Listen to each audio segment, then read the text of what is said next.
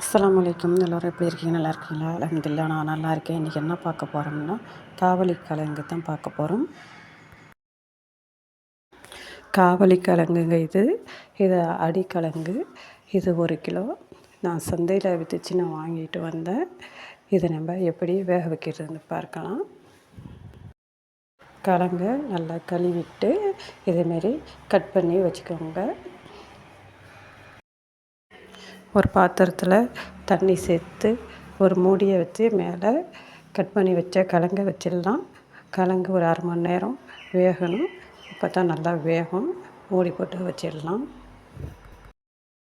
இட்லி பாத்திரத்தில் இல்லைன்னா குக்கரில் கூட நீங்கள் வேக வச்சுக்கலாம். கிழங்கு வேக வச்சு அரை மணி நேரம் ஆயிடுச்சு. வெந்திருக்கான்னு பார்க்கலாம். கிழங்கு நல்லா வெந்துடுச்சு. கல் உப்பு கரைச்சி வச்சுருக்கேன். அந்த தண்ணியை கிழங்கு மேலே ஊற்றிடுறேன்.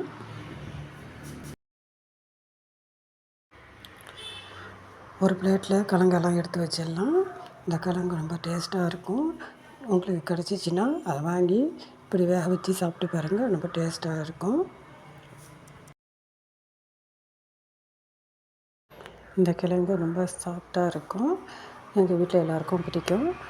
உங்களுக்கு பிடிக்குமாங்கிறத கமெண்ட் பாக்ஸில் கமெண்ட் பண்ணுங்கள். பிடிச்சிருந்தால் லைக் பண்ணுங்கள், ஷேர் பண்ணுங்கள், சப்ஸ்கிரைபர் பண்ணுங்கள். அஸ்ஸலாமு அலைக்கும்.